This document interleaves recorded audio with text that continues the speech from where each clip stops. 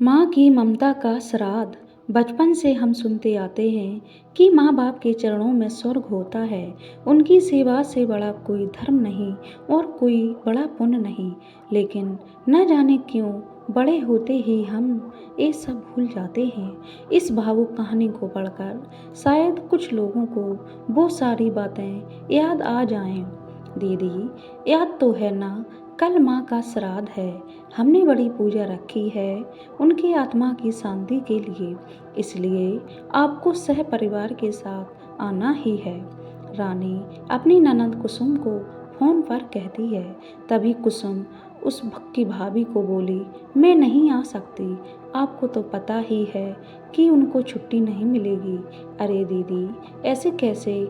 माँ के जमाई और बेटी उनकी श्राद्ध में नहीं आएंगे तो उनको शांति कैसे मिलेगी? इसलिए आपको आना ही पड़ेगा, बाकी मुझे कुछ भी पता नहीं। इतना बोलकर रानी फोन रख दिया। इधर कुसुम पुरानी यादों में खो गई। जब उसके पापा की मृत्यु हो गई थी तभी कुसुम अपनी मायके गई हुई थी। कुसुम को माँ बोली, बेटा तुम्हारे पापा मुझे छोड़कर अकेले ही चले गए, पता नहीं अब किसके सहारे पर छोड़कर गए। माँ कुसुम को गले लगाकर रो रही थी। तब कुसुम बोली, यह सब लोग तो है ना, भैया भाभी और बच्चे, तो तुम चिंता क्यों करती हो? कुसुम कई दिनों तक अपनी माँ के पास रहकर आई थी, लेकिन हमेशा ज़्यादातर फ़ोन पर बोलना होता था। तभी कॉल पर तो कभी वीडियो कॉल पर बोलना होता था। बेटा क्या बनाया तूने? एक दिन माँ ने वीडियो कॉल पर पूछा। माँ आलू की सब्जी और रोटी बनाई है, कुसुम ने जवाब दिया। माँ बोली, अरे वाह!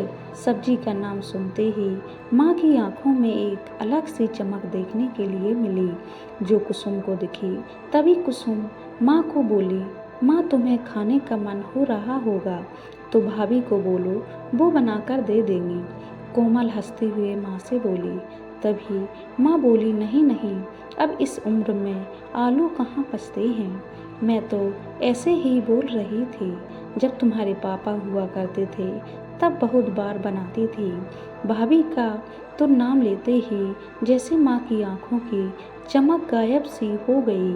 माँ ने कॉल रख दिया। माँ को क्या हो गया? ऐसे क्यों बोल रही थी? वह सब ठीक तो है ना? कुसुम अपने आप से बातें कर रही थी। ऐसे बहुत बार खाने की बातों पर बातचीत होने पर माँ की आंखों का भाव बदल जाता है, लेकिन ऐसा क्यों था वो समझ नहीं पाई। लेकिन इसके पीछे का राज उसके समझ में आया जब वह छुट्टियों में 2 दिन के लिए मायके गई थी। एक दिन कुसुम माँ के कमरे में माँ के साथ गपशप कर रही थी। तभी दीदी खाना खाने चलो। रानी माँ के कमरे में आकर कुसुम को बोली, चलो माँ तुम भी खाना खा लो। कोमल उठते उठते हुए बोली, अरे दीदी नहीं नहीं, माँ को क्यों तकलीफ देना, वह यहीं पर ही खाना खा लेंगी, आप चलो। रानी बोली, लेकिन कुछ नहीं दीदी, आप चलो। माँ के घुटनों में दर्द होता है, इसलिए माँ के कमरे में ही खाना खाती हैं। रानी स्पष्ट रूप से बोलती है, तो फिर भाभी मेरा भी खाना यहीं पर लाओ, हम दोनों साथ में खाना खाएंगे। ऐसे कुसुम अपने भाभी को कहती है। इस पर रानी कुछ नहीं बोल पाई, लेकिन कुसुम को साफ तरीके से समझ में आ गया कि रानी को यह सब पसंद नहीं आया। वह चुपचाप वहाँ से निकल गई और थाली में पूरी सब्जी, रायता, अचार लेकर आई और माँ के लिए खिचड़ी। माँ यह क्या है, तुम यह सब खाने वाली हो क्या? कुसुम माँ को बोली। उतने में ही रानी बोली, अरे दीदी, माँ को यह सब हजम होता ही नहीं है, इसलिए मैं उनको खिचड़ी और दाल ही देती हूँ। इतना बोलकर रानी वहाँ से निकल गई। माँ ने अपनी प्लेट उठाई पर माँ का ध्यान कोमल की प्लेट पर ही था। यह देख कुसुम सुन्न सी पड़ गई।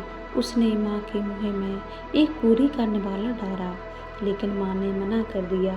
तब कुसुम ने अपनी माँ की आंखों में वही भाव देखा था जो वीडियो कॉल पर देखा था। पता नहीं भाभी का डर था या लड़की के निवाले का मोह था। तब भी कोमल ने पूरा खाना माँ को खिलाया और खुद खिचड़ी खाने लगी। 2 दिन कुसुम वहीं पर थी और कुसुम माँ को उसकी प्लेट का खाना खिलाती है और खुद खिचड़ी खाती है। ऐसे 2 दिनों तक चला। माँ के बहुत मना करने के बाद भी कुसुम मात्र जिद में माँ को खाना खिलाती थी। वह बोली, भैया मैं कुछ दिनों के लिए माँ को अपने घर पर ले जाती हूँ। घर जाने से पहले कुसुम ने अपने भाई को पूछा। वह बोला, क्या तुम्हारा दिमाग खराब हो गया है? लोग क्या कहेंगे? बेटा माँ को तकलीफ देता होगा, इसलिए माँ अपनी बेटी के घर रहती है। भाई गुस्से से बोला, अरे बाबा सही तो बोल रहा है। वह माँ बेटी के घर जाती है क्या? भला तू आराम से जा अपने घर, मेरी चिंता मत कर, मैं यहाँ खुश हूँ। बेटी की बातें सुनकर माँ बोली। कुसुम ने बहुत जिद की लेकिन माँ बेबस थी। कोमल उदास मन से अपने घर वापस आई। कुछ दिनों बाद खबर आई कि माँ अब नहीं रही। इस खबर ने सब कुछ खत्म कर दिया था।